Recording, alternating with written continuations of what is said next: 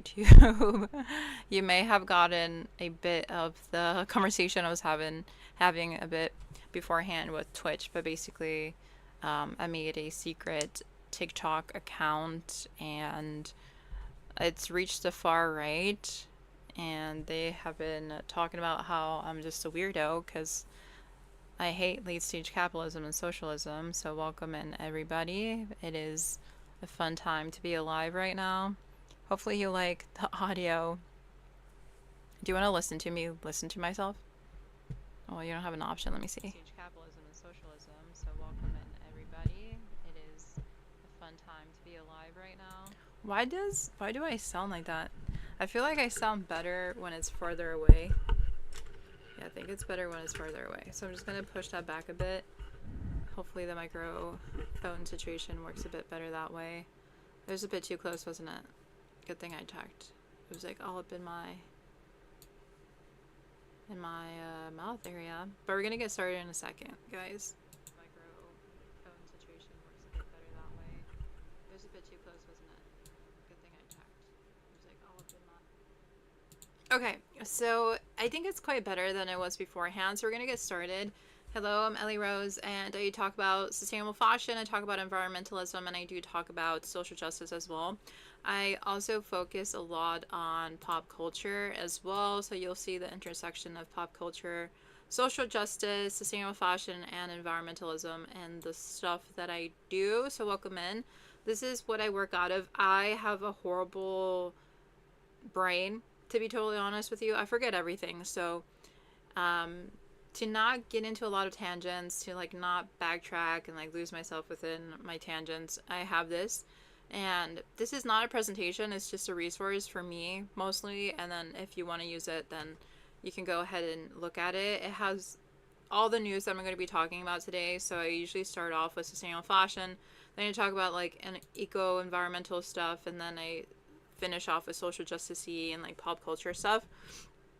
So if that's of interest, that is going to be in my description. So if you want to follow me on social media as well, all my handles are here, and all the links are in my description as well. So you don't have to stay the entire time. If you're watching the recording, you can skip around. But if you're on the live stream, you can obviously go to this Canva link and choose what you want to learn. It's just a free resource, to be totally honest with you. There's a lot to cover, as you saw right now, a sneak peek. But just to cover the basics, as I always do, to ground us all into what's going to happen. Basically, I always game on Mondays from 7 to 9:30, and then I do fashion news, specifically sustainable fashion news, Tuesdays from 7 to 9:30, excuse me, Central Time, since I'm based in Chicago. And then I do random live streams Thursdays from 7 to 9:30 as well. I usually get really tired by the end of the week, as I imagine everyone does when they're working a 9 to 5. So that is my current schedule, but I do want to stream as well on Sundays, even though I just said I'm pushing it when I try to stream on Thursdays. But yes, I want to do more streams. So I do have my schedule laid out for this upcoming week if you want to know what I'm up to. And also for a bit of an explanation of what happened to today's live stream link, I accidentally started this live stream and then I had to restart over. So if you are seeing this one but had another link for it, just know that it was an accident, which can kind of happen. So if you go under the live section on my YouTube account, you'll see the layout here. This is only on YouTube. If you're on Twitch, you can't really see really what I'm going to be doing in the future. So if you want to be informed, you want the schedule for the week, just go on my YouTube. I'll have this up by the end of Sunday every week. So here I streamed Infinity Nikki, and then this is the one that I had to do again, the one we're doing right now. And Thursday I want to learn how to design sustainable fashion in a software. So that will be, again, 7 to 9:30 Central Time. I'm so excited. I want to get the student discount that they have by asking my brother to sign up on my behalf, which I'm sure he will if I give him like $10 in exchange or something, because he is a money grabber. He loves his money. And then, but overall though, like if I just give them $10, it'll save me like $60, you know? So I'm gonna save myself some money, get a deal, because it's a monthly payment option. It's like $30 or $20 for a student. So the software is pretty expensive, to be honest.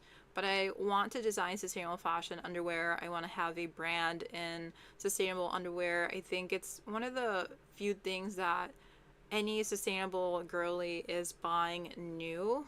But if there's no like ethical or sustainable option, they're most likely buying fast fashion underwear, which is counterintuitive to their values, to like what they're trying to achieve. And like underwear is like the most intimate part of like what you wear, and it's usually for you, you know, unless you have a partner that's seeing it every day, or I don't know, whatever. But like usually it's something that we are the ones prioritizing and choosing for ourselves, and yet it's not really seen by a lot of people besides whoever. YouTube is having a bit of a problem with the data, so if you're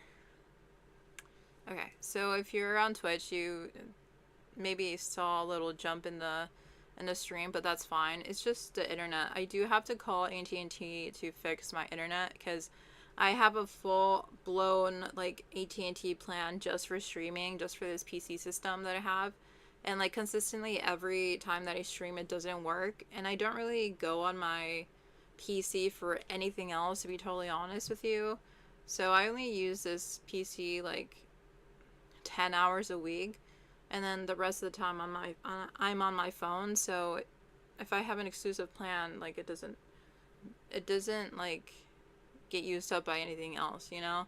So I don't know what's going on, but hopefully you can see the live stream still. I think it's kind of poor quality on YouTube, but on Twitch it seems fine, so that's kind of what matters. It doesn't really affect me if you can't see it on YouTube. If you can see it on Twitch, just go over to Twitch. If you can't watch it really, just go over to Twitch. It's fine. And my Twitch is LA Rose HQ, but on Sunday I'm also going to be doing a fun stream. This is one of the most experimental live streams that I will have ever done. I'm kind of nervous, to be totally honest with you, but I have noticed that my current streams are not really working, you can say, and it's based on the algorithm. A lot of my live streams are only getting like 30 views or 40 views or 50 views. Even the new streams have started to go down in interest, and I think I just combine a lot of serious things that are very niche together, and I just need like some more open-ended, like fun DIY experimental stuff to like bring more people in and like have more fun and like try things out and like actually do DIY stuff. But I will still continue to do the news. That's like my baby right there. Like Tuesdays will be fashion news forever, you know? Or as long as I can do them on Tuesdays. But yeah, that will be a fun one. Basically kissing a thrifted dress until my lipstick is gone. So I most likely will just get one of my mother's old lipstick tubes and like do that on Saturday, on Valentine's Day. But yeah, that will be a fun one for sure. Yeah, I feel nervous though because there is a lot of content that I want to do, and I feel so overwhelmed because I feel so behind, if that makes sense. And then when I start something new, it's like, oh my god, it's actually happening. Like I'm actually doing all my ideas, and then I think about all this stuff that I haven't done, and I'm like, damn, like I'm just like barely starting, you can say. So yes. But it's a start. Again, it's a start, but that's what causes it to be nerve-wracking. That's what's making it nervy for me. But it'll be a good time. I'll be streaming it most likely on my phone. I have to think about the logistics. But I'll be planning that for Saturday, Valentine's Day. So if you don't have any plans, just jump on that and we'll have some fun. But if you ever want me to like talk about something or do something, let me know, because the form here is for you to fill out and let me know. I don't really like chat for ideas or to bounce around ideas, to be totally honest. Just because I forget. So if you're like really serious and like making me do something or say something, fill this out. Most likely I will pay attention to it.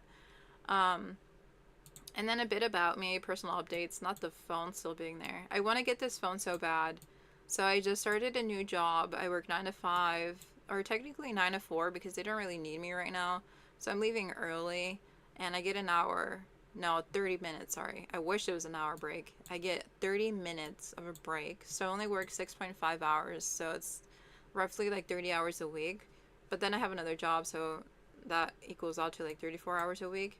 Either ways, I work full time. And once I get my paycheck for my new job, I'm going to buy a new phone, the iPhone. I said it, I think it was like the 14, I believe I said it was. Or was it the 16? Either ways, I'm going to get a new phone. I don't remember. I have to look into it a bit more. This one was $500 though, which is a huge expense. So I may get a cheaper option just because the camera on my current phone kind of sucks now. Like, it's so grainy. And I've been filming a lot of TikToks and it just looks like I'm filming underneath a freaking like screen of plastic. Like there's something over the camera, but there's nothing there. So I don't know why my current phone camera is just kind of wacky. But it's the footage, like everything I'm doing just does not look good, and I just don't want to film anything on my phone anymore. So I do need to get a new personal phone, and then I would want to get a streaming phone as well. So that will be exciting. And I also will be using the new phones for the Whatnot live streaming since it's hosted through my phone. The app is on the phone. So it is like work related, to be totally honest. And if I like use the phones for like content creation, like again, it's for my job technically, not just for me. Like if I didn't do content creation, like I wouldn't need a new phone.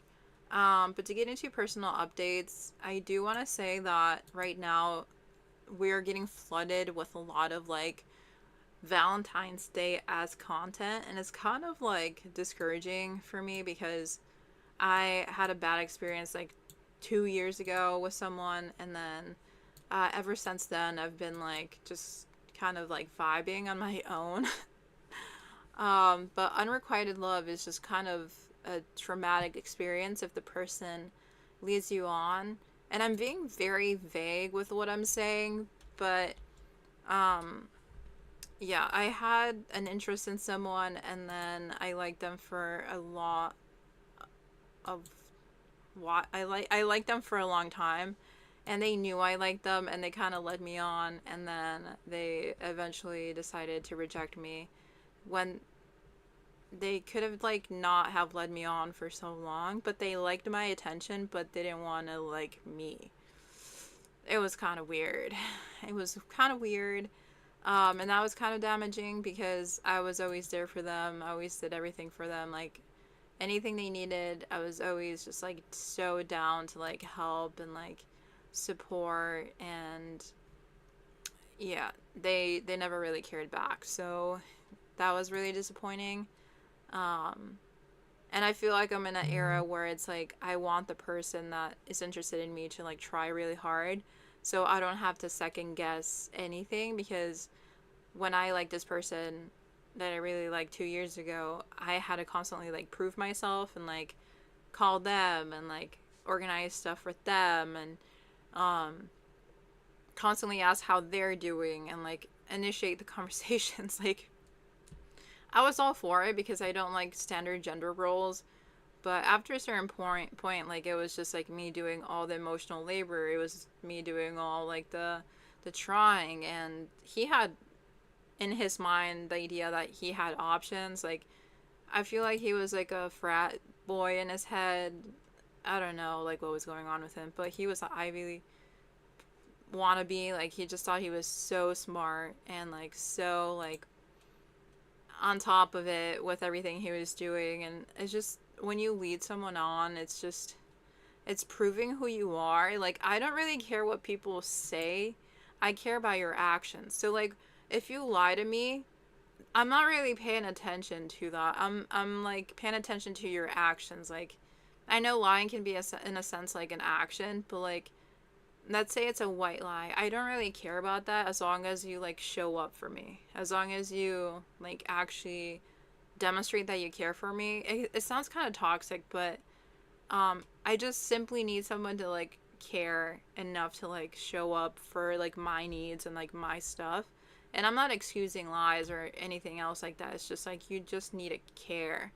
And that's like how low like my base minimum ask is for people in a relationship, and like that still has never been met, even though I'm like super accommodating like and super forgiving. Like it just has never really worked. Like the guys always end up like not liking me, and there's always this like idea too of like, oh, you're too nice and you're like too good for me, or you're too smart.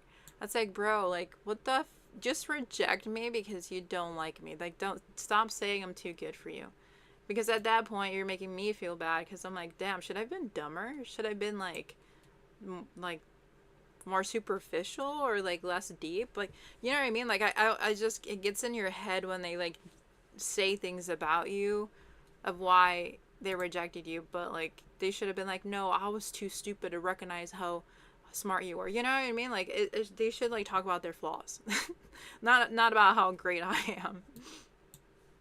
am. And that's kind of been like a frequent thought I've had this past week, but it's nothing too serious. It's just like, I guess it's like a sign of the times, and you just are so flooded with like Valentine's consumerism and the dating life and the like you need to have your life together and get married by this certain age frame, and I'm like, bro, like I keep getting rejected and getting led on by random frat boys or wannabe frat boys, and then those that I don't like are often obsessed with me. I've had a streak of obsessed people after me, and that's why I'm so afraid of like taking social media more seriously, and I've shared this in the past. I'm just really afraid of stalkers, and maybe me being honest about this is going to bite me in the future. But like I'm just really afraid of stalkers. I'm paranoid of stalkers. I'm even paranoid of like being a stalker myself, because I love to research and understand like things and people, but like it's just to like understand context. And the online world is like so parasocial, so I'm like, wait, am I like too into this? Um, and I think it's just a trigger or trauma response from like me being basically like obsessed over by people that I've not reciprocated over with in the past, if that makes sense. Like, I don't want to get into details, and obviously I think people would understand why I don't want to go into details, but I just know that there's a lot of people in my past that watch these streams that would have kept me like in their house for hours just to like be have me there, like people that have loved to control me in the past. um I've attracted a lot of weird people accidentally in my life, and they just liked to control me and my time. So there's a lot of that in Montana. There was a lot of controlling personalities in Montana. It was just so crazy how much control people wanted over me. And I think I came off as really exotic because I was the only Mexican American that was Mexican and American that spoke proper English, who was college educated, who had a head on her shoulders and refused to be bossed around. Like, if you think about a Latina, they're usually submissive, cooking, friendly.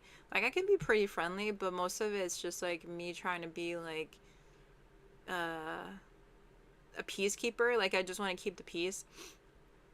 So, when they saw someone that was kind of a bit rebellious, but still educated and still, like, strong-minded, they just lost their shit and try to, like, take it away from me in, like, passive-aggressive ways that, like, a lot of colonial mindsets have. Like, the colonial narrative is to basically take and take and take and take.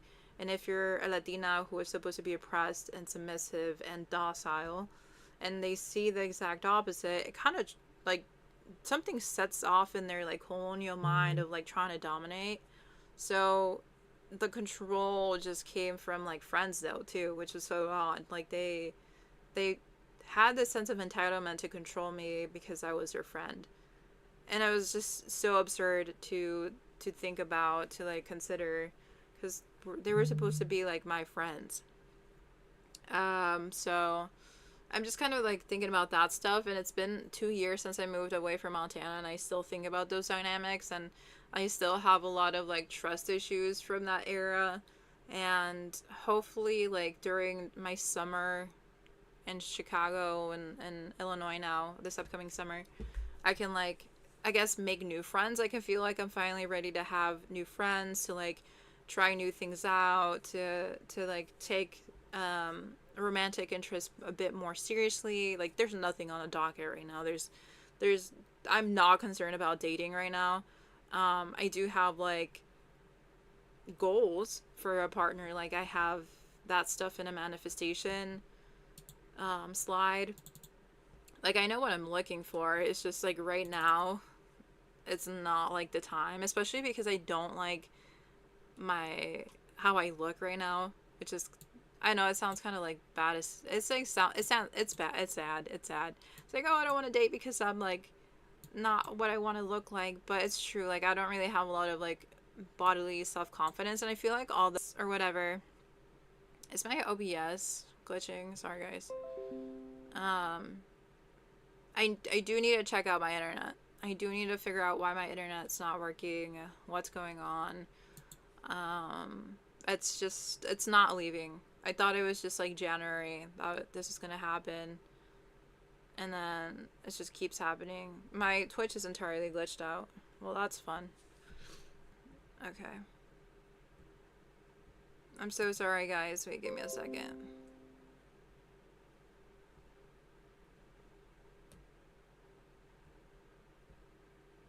Okay, give me 1 second, guys. I don't know why this keeps happening. I mean, this is making my life so impossible. Sorry, guys. Give me 1 second. Okay, so I entirely started the stream again on Twitch, which is not fun. But if you're on YouTube, it's still on the same one. That's really frustrating. Okay, we're gonna put that on top of the list to do on my lunch break tomorrow, because that shit is pissing me off. Like, the only thing I look forward to the entire day is the stream. And, like, the one thing I pay for that I actually need is the internet, and it doesn't work. Like, bro, are they trying to, like, scam me? Bro, like, what are they trying to do with my money? Because I ask for a service, I pay for the service, and I don't get the service, so AT&T, do better. Internet. I think I just need to call them. I'm not sure what I have to do.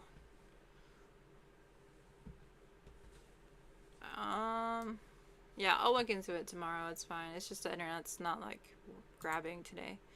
But yeah, that's personal updates. I was just generally talking about relationship vibes, but one of the things that I did want to talk about, though, was how people have been trying to, like, dog on me, for lack of better words, on TikTok. So, fun fact, I made just a spam TikTok account called Frontline Fairy 66 because I live in a frontline city. Simple as that. I wanted to share my experience of how tired I am on a daily real life basis. I thought it'd be fun for those experiencing the same thing to see the life that I'm living. Because what I present usually online is a very curated version. But this account, I just wanted to show, like, a real glimpse of, like, what it takes to, like, actually survive my life. So let me show you this. If you want to follow it, you can follow it. It's not a secret. It's just, I wanted to start off somewhere before people follow it, which is cool. So basically, one of my latest TikToks was this one.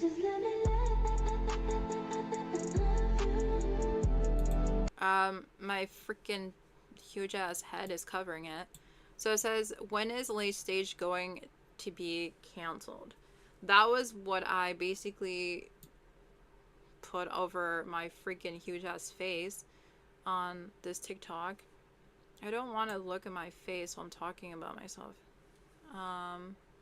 Because I want to read the comments. Okay, let me put myself over here. So that's my chungiest face right there. So then all the comments were essentially saying, like, your cell phone is an example of capitalism. Which is kind of true, but I buy mine used. So, ha. And then someone else replied saying, bot knowledge. TikTok is such a really interesting place to be in, to be totally honest with you. And then someone else says, is this your side's only response? Oh my god, what is this? What are they doing? Did I get Chat GPT fucking trolled? What is going on? Let me look into this.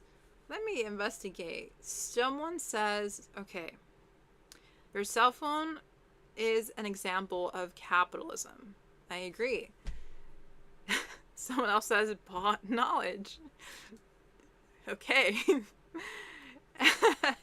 Matt says, is this your side's only response?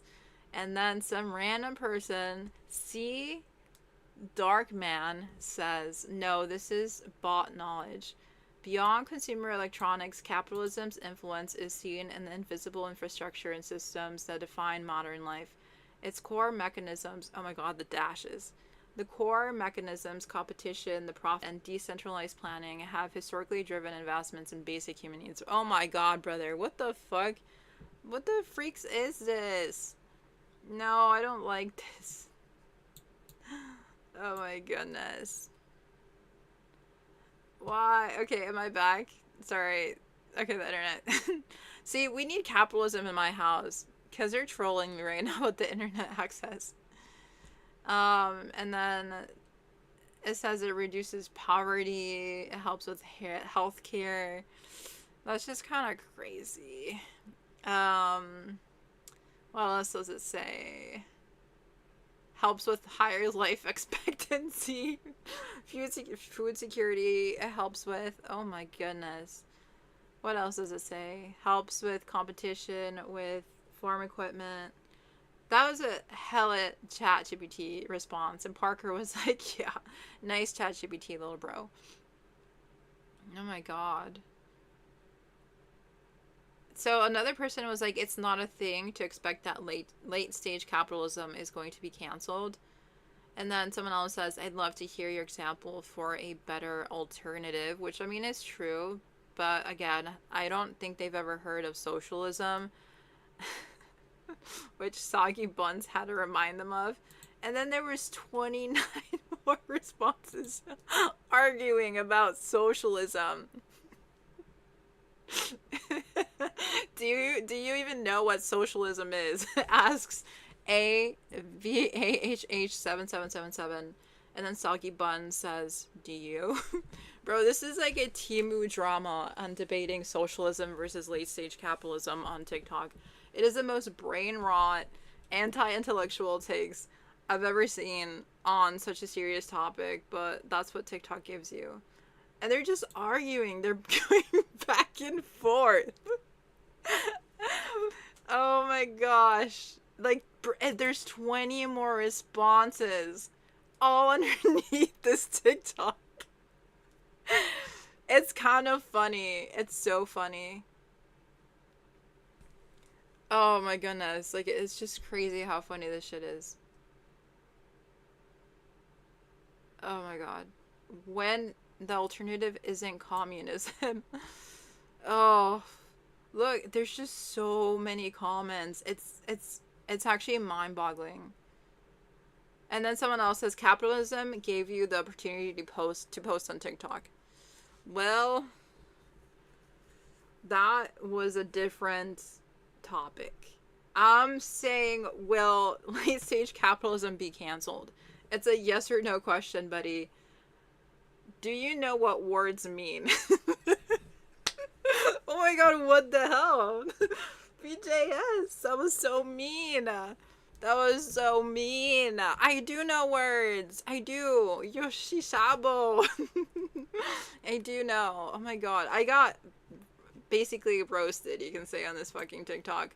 But then I'm just sharing different things about my life and people are canceling it. Wait, let me put my camera back down. I'm just saying how tired I am, and I went viral, and I'm on the far right pipeline. And this is the video that I made today coming home.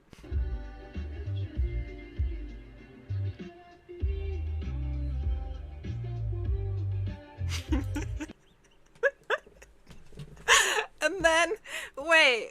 This is the funniest shit ever. No wonder people hate me on the internet. But then it's like, the far right in question is moderate conservatives, right? And then there's 13 freaking replies under this debating how and why. Like, what side on TikTok am I on? This is, always on your mind. Oh my god, honey bun, you're the one that commented on my TikTok. Wait, who is she? She kind of looks like a fish. What is this? Who are these people? Are they just trollers? Her name is Lola. Okay. Is it like 5-year-olds that comment on these things? Because what are they doing with their life? It says it would appear quite the contrary, unfortunately, as they are in their rent free. As they're in their rent free? Bro, you're coming onto my page. Rent free your butts. That's called socialism. If it's free. If it's free rent, it's socialism, isn't it? What a contradiction now. Alright. Anyways, so just funny vibes. So if you want to follow, it's called Frontline Fairy 66. I will be posting a lot more stuff. If you want to counteract the far right and like do your little debates in the comments, let me know. But I'm so over them. Like, my workplace is filled with the far right. Like, my TikTok is filled up with the far right. Like everyone is a far right farmer in my like freaking online world. If that makes sense. Like, even when I was a community organizer, like, they loved to freaking hate me. And I was debating whether or not to, like, fight against the data center that's coming into my city, which will basically be an AI center. And I don't know if I should or not, because it's difficult. It's really difficult to, like, be anonymous and, like, like, have an online presence, if that makes sense. Like, I don't know if I can do both. So, yes, that's what I'm dealing with right now. So funny. But I do want to get into sustainable fashion stuff before we get into the other things, because I've been kind of derailing. But one of the exciting things that I have been getting into is the Marias. And basically, they've been wearing a lot of Alexander McQueen. And I think it's so freaking fun that musicians are having fun with, like, fashion, and it's part of their self-expression. And yeah, it's like luxury fashion, obviously, for them and for us, everyone. But I think it's just like an amazing way to illuminate like what you're feeling in the song and like the vibe that you want to curate. It's very inaccessible for the everyday person, but she is becoming a fashion icon nonetheless, and she's becoming just more of an art form versus like an artist. And I feel like a lot of times people forget that artists are making art. Like, art is literally in the word artist, but we kind of forget because, I don't know, I feel like a lot of things have lost its, like, deeper meaning or its artistic value, and they just, I don't know. I feel like we're just, like, consuming stuff without really, like, thinking about it being, like, art. So this is just, like, a cool reminder, like, people are actually trying to, like, create a vibe, like, create, like, a moment, create something different, and stand out in a very unique, positive way. So I love that. I just want to start off with a positive. After all that cancellations from the far right. Apparently they're living rent-free in my head, but if it was rent-free, it would be socialism, which is against their capitalism. You know? But we're going to move on. A lot of people have been talking about Bad Bunny. I think Bad Bunny is in his era of pop culture. If you didn't know who Bad Bunny was before the Super Bowl, you now know him. So he's been known for his songs in Latino America, but recently he was emerging more into the fashion scene because he wore Schiaparelli at 2026 Grammys. There was rumors that he was wearing like a bulletproof vest underneath, which is kind of sad, to be totally honest. I think it was just in precaution because he was going to show up in the Super Bowl.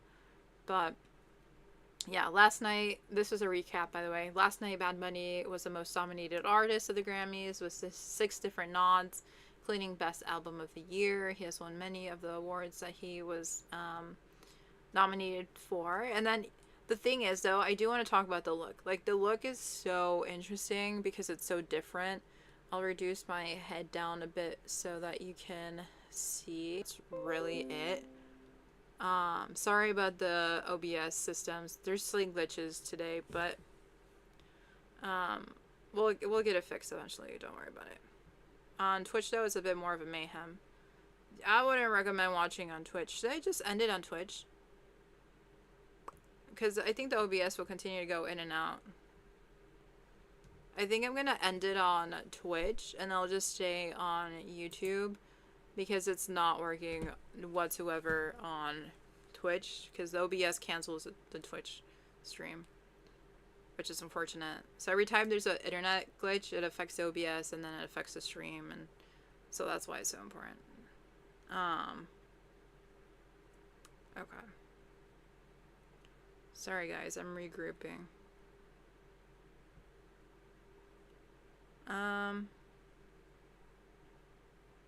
Okay. So yeah. I'm excited though. Bad Bunny is like having his era, and I'm really excited to see like where he goes with this. Okay, so now let's see what else. Oh, this was a special. What is happening?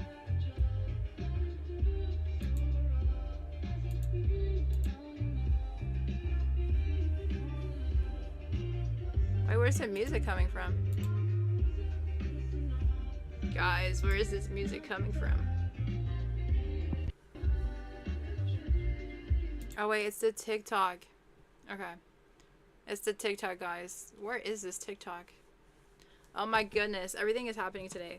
There's a lot of tech issues, but it's fine. Let me just find where this TikTok is at so I can cancel it out. Where is it? Oh my goodness. I cannot. Where is it? Guys.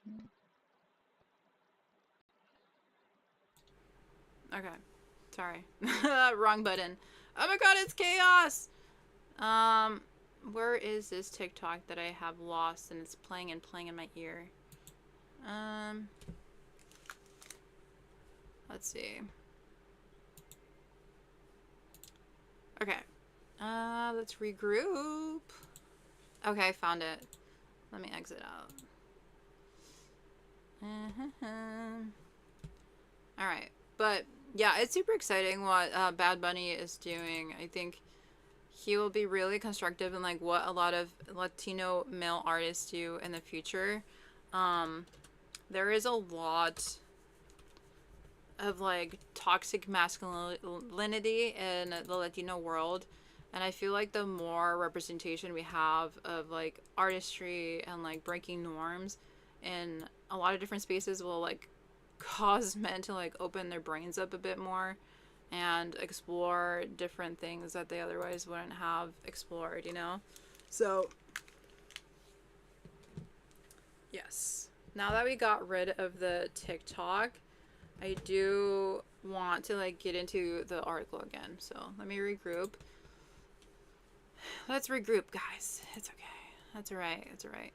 Oh my god. You know, my internet's like the most bipolar thing. It's excellent, good, and then no data. Yeah, we definitely need to get that one fixed. Definitely get it fixed. Alright. So, here is the article. It's by vogue.com. Let's see. Oh, it was Cartier jewelry on there. Interesting. And menswear for Schiaparelli is new for them. I didn't know that. I thought they did all different sort of stuff. I just don't really know like what's new and what's old for certain like legacy designers. I just feel like they all mix together and like feel like the same person. I know that's a really bad take, but I don't know. It just, there's nothing really too unique for me for luxury designers. I like surrealistic, like absurdist fashion. So when everything kind of looks the same, I'm like, oh, they're the same designer. But the major concern I have, though, is that it seemed like he was wearing a bulletproof vest. And then there was rumors that he flinched when Lady Gaga went up to him and said hi to him. So there's that. But yeah, I only wish him the best. Like, he did so amazing on his Super Bowl halftime show, and the messaging was so beautiful. I don't want to get canceled, so, or copyright striked. For me, that's canceled because my entire video goes down. But the halftime show, let me pull up some images, which I'm sure you've already seen, but like the symbolism just needs a second, because like he was really talking about how America represents a lot of different countries, not just like America equals United States, which is such a stupid like equation to make. And also, like, we should be celebrating our diversity, our differences, who we are as people, being like accepting. But sadly, within this like far right pipeline that Trump has created, where there's like so much hate and so much malice directed for those that are in from Latin American countries, that this is so revolutionary. It's so like beautiful to see this happen in such a contentious time and tough time in our lives right now.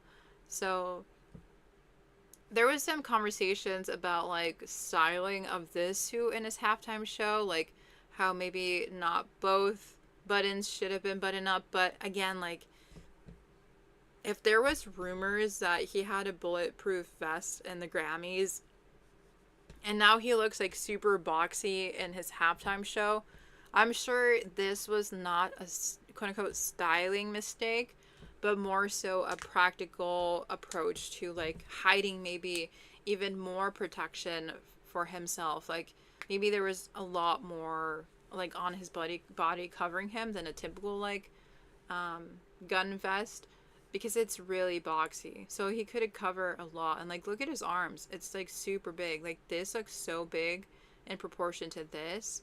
Do you see that? Like, look at how skinny his arm looks. And then, but maybe that's how he does the weights. Sometimes when you do the weights wrong or disproportionately, like one hand is bigger than the other. But either ways, like, I feel like there was a lot of conversations on like the styling of the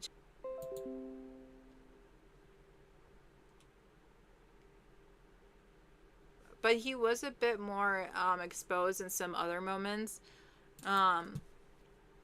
So yeah, I think he did amazing, and I don't really care what he wears, to be totally honest. It's like what he represents right now is the moment. It's like the most important thing, because I have been seeing conversations about Zara and Bad Bunny, which I can pull up on TikTok. There's been some combos, so I think that'll be interesting to just like listen to, because I can have my bias and I may disagree with the points that I'm bringing up, but I think I should still bring them up. So, Bad Bunny and Zara, because I think the suit was from Zara, if I remember correctly, if I saw correctly. Yeah.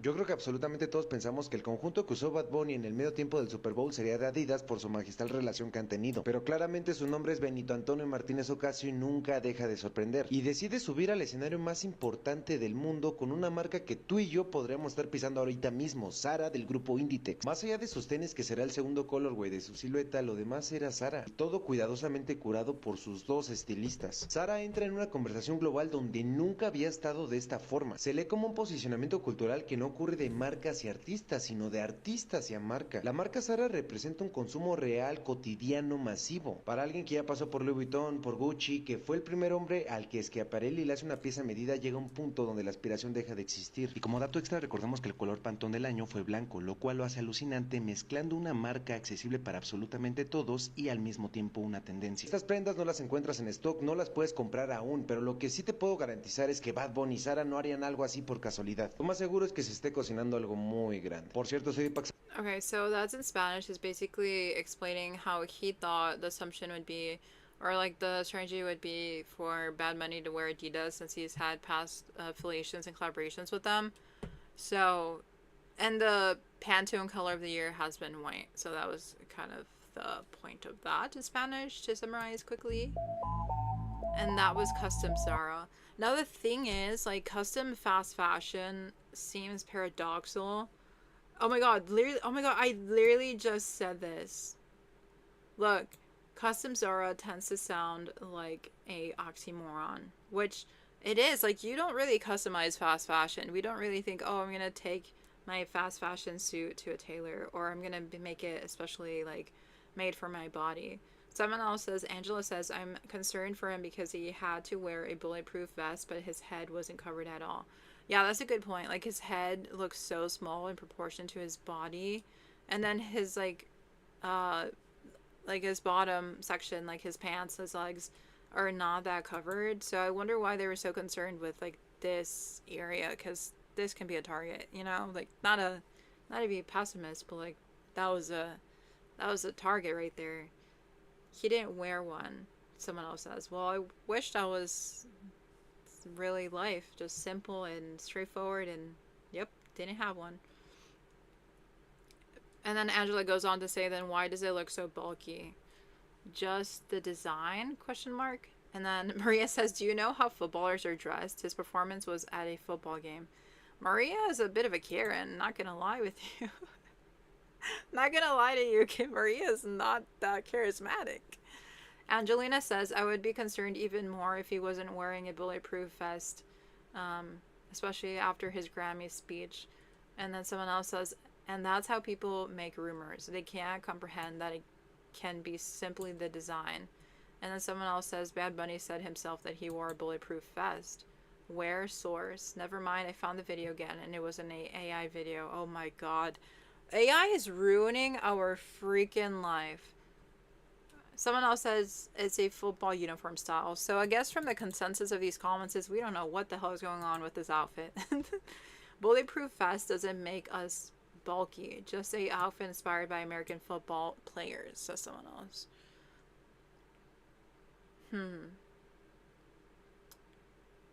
It looks like he's wearing a bulletproof vest. Oh, you know, this is a good question. Boy says, when they say custom Zara, who made it? That's a good question. That's a good question. Underpaid children in Indonesia babes. What? That didn't even make sense. And Indonesia babes? Oh, Indonesia, comma, babes. Okay. Apparently I can't read. Oh, he does look like this. That's actually so funny. Bad Bunny did look like this on his halftime show.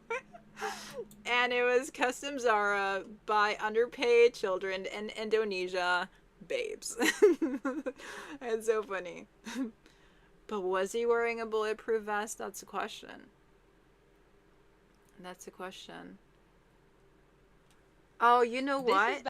I have seen sweaters and like suits that come with padded shoulders.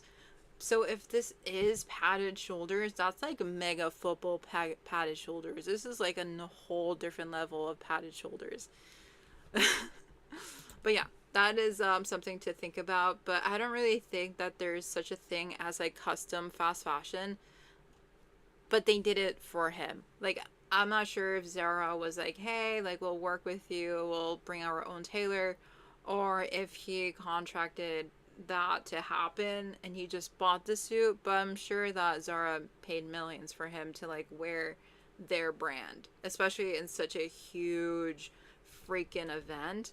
So he must have gotten millions to wear these outfits. But that's the part of fashion that no one really talks about. Like, how do these like musical artists brand partnerships really shape itself out? And then how much is he getting paid? Like, how much creative control does he have? Like, did he ask for the tailoring, or did Zara want to make a message from that? Like, who knows? Are talking about his outfits and the security concerns maybe behind them is like something that Zara will need to contend with as they like go forward with more partnerships, because like fashion is political. In my bag, fashion is so political and they're canceling me and I don't have my internet right now. Oh my god, as soon as I started saying political, like the words political, like my stream got glitched out for a second. But I do want to say, like, fashion is so political. It's so, it's so necessary to see the connection between fashion politics. Okay, I'm gonna give it a second so that I can continue. Okay, I'm gonna give it a second so that I can continue streaming since the internet is a bit off, but it's fine. I'll just give it a second. But again, I think this is just a great example that fashion is political, and we can always send messages on what we want to wear and how we want to wear it to the world. If that made sense. Okay, we're gonna refocus though. Can you hear me?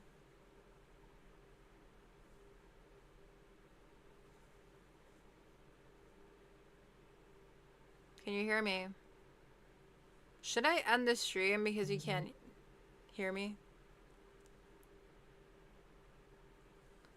Give me 1 second.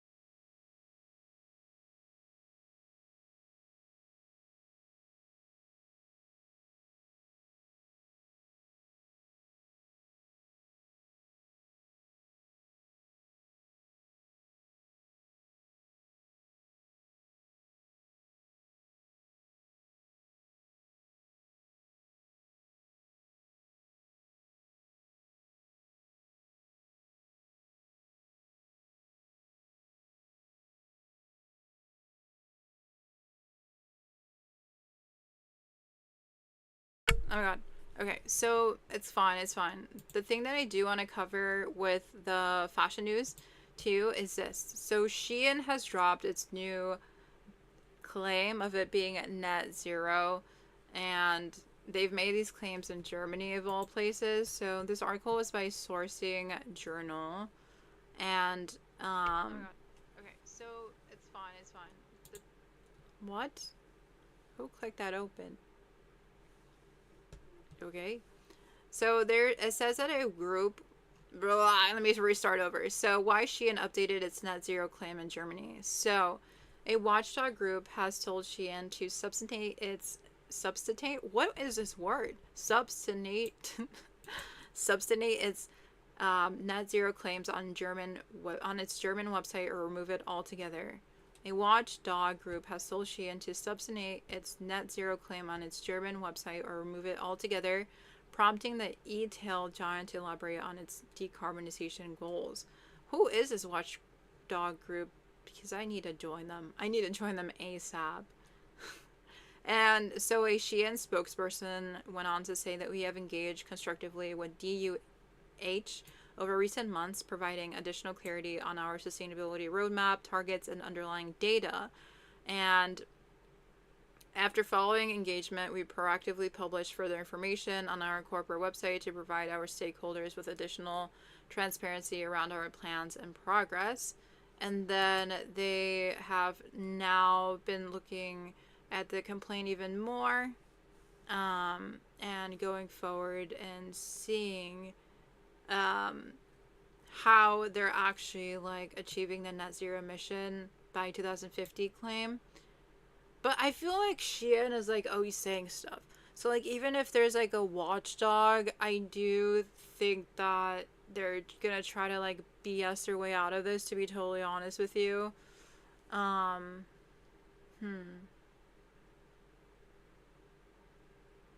It's just sad though, because like every single place that they go to, like whether in France or United States or Germany, is just like full of BS that they're saying, and no one wants them, and like they're not trying to change anything at any moment whatsoever. And they have even described their initiatives in the past as like quote unquote milestones for its like quote unquote climate journey.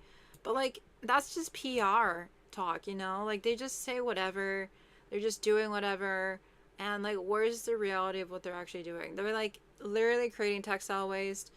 they're doing so much damage to the earth, and it's just hidden behind like pretty language, corporate sustainability, due diligence directives, like that. Like, what are you even talking about when you're talking about that shit, you know? It's frustrating because we need change and they're refusing, and they have all these spokespeople saying that we're now the first environmental and consumer protection. Oh wait, no, that's the watchdog. Sorry, I'm mocking the watchdog. That's how pissed it got me. So the watchdog, to be serious, DUH, says we're now the first environmental and consumer protection organization to begin exposing Shein's unbelievable climate protection promises. I thought for a second that Shein was literally saying that they're the first like environmental like brand to like care, and that they're gonna expose themselves and like they care about climate. Like, that's how much I don't trust them, how much they've literally damaged my belief that a fashion brand can change. But I do want to see fashion brands change. I want Shein to get better. I want to see them like improve. I want them to actually achieve like net zero claims. But like, when they've messed up so much, when they've disappointed so many times, you just can't help but think, oh my god, nothing will actually change. But that's like the difficult thing about caring about like sustainability and fashion. Like, if you don't think anything is going to change, or if their progress is slow, then why push them at all? Like, why care about this at all if it all seems so impossible? But we have to remember, like, yeah, like slow and steady wins a race, but like sometimes you need to push them to like take fast action. So it's like a balance in a lot of different things. Like, if we take fast action, maybe the slow change will happen even. But we need some legislation. We need some legislation and some like good policies, and the government to be involved and stuff, and like helping with reforming basically the entire freaking brand structure and brand strategy, and get them to wake up from what they're doing. But yeah, they've been making some crazy claims in Germany, and now there's a watchdog after them. So that's good. Shein, you better watch out. They're coming for you. They're coming for you. Okay. But I'll post updates on that. That was just a general article, to be totally honest. Um, but I do want to cover how there's a lot of good, positive news in sustainability in the fashion industry, and I think it's just fun to like focus on the positives versus like the negatives. Like, I don't really find myself interested in trashing what's wrong with the world. Like, we can like talk about what's bad, but like if we don't do anything, then like I'm just complaining. I'm just like, wait, you know? So let's look at this. It's called the Sustainable Fashion Festival, and it's happening in Stroud.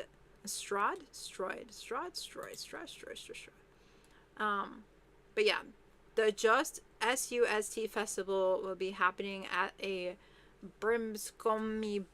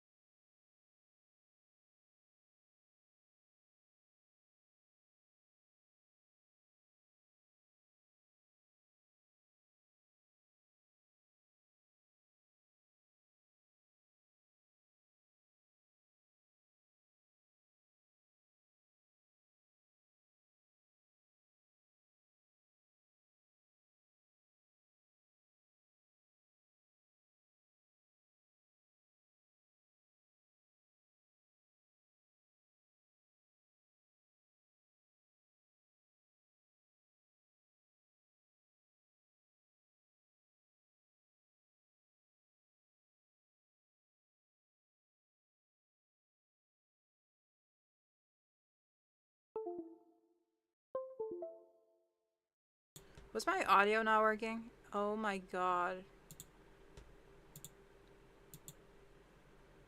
Guys, the patience of this live stream will be beyond me. I was basically saying support this festival. I think it's amazing. I don't know why the audio wasn't working, but it's okay. Don't worry about it. Don't worry. All I said was go to festivals. Yes, sustainable fashion festivals. Okay, so we're gonna move on and actually talk about something super interesting. So we're going to explore how fashion has shaped the Milano Cortina 2026 Olympics opening ceremony, especially slow fashion. Yes, there can be fashion, but we need slow fashion. So here is an article by Ethos. So Ethos covers a lot of interesting beauty, travel, eco-living, cultural, fashion topics. So I have recommended them in the past and I recommend them now. So let's go ahead and read this article because it says uniforms worn during the Milano Cortina 2026 Winter Olympics has shown that slow fashion can be part of their uniforms and it can be part of their approach to materials, construction, and performance. During the Milano Cortina 2026 Winter Olympics opening ceremony, the national uniforms have been something really closely watched, which I agree. It's a global stage. No pressure, no pressure. And there's a lot of different design approaches. There's a lot of luxury fashion houses involved. Global athletic brands? I didn't know there was such a big, huge thing, but I guess there is a lot of money. And heritage manufacturers, I can only imagine. Some relied on traditional fibers and tailoring, others on modular performance systems, and a smaller number addressed what would happen to the garments after the games.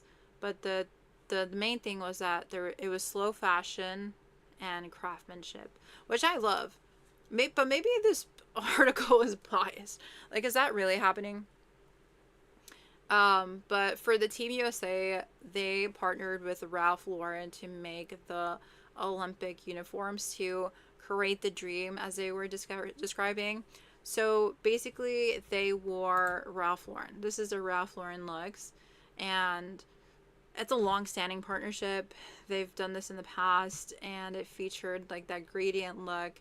They had wool trousers. They had knit sweaters that had the American flag on there, and they had the Olympic rings as well. So the thing is, like, Ralph Lauren just keeps popping up everywhere. We had the Ralph Lauren Christmas. We had the Ralph Lauren freaking menswear collection that launched recently. Now they're in the Olympics. It's like Ralph Lauren, like, we get it. We get it. He's Americana. He loves America. Americana. Yes, we understand it. How much do you have to drill it into us? God damn. But I guess the good thing is that they use, like, American merino wool. If you don't know anything about me or don't know about this part of my life, I used to work at a alpaca farm in Wisconsin, and then that was one of the main reasons why I moved to Montana, because I had an alpaca fashion job, and they specialize in alpaca wool socks, and it's like actually really good quality, keeps you really warm. It's just a lot to produce though, and it's a lost art form, but Americans love their wool. Americans love their wool, okay? So there you have it. But I don't like the feel of wool though. I don't like the feel of it. Oh, look, Canada's Olympics and Paralympic teams were outfitted by Lululemon. Lululemon. Oh, I didn't know that. That's so interesting. I don't feel like this fits their brand, though. Oh, is this it? Is this Lululemon? That doesn't look like Lululemon. It looks... you know why? It's because Lululemon is associated with leggings, and then they have a skirt on. That's the only reason I was like, wait, what a minute. What a minute. What am I looking at? Okay. Uniqlo was there? Not the Uniqlo collaboration. Oh my goodness.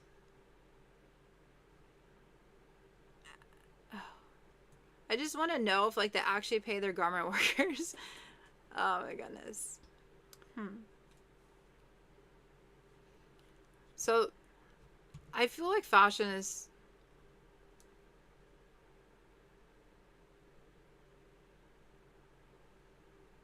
Am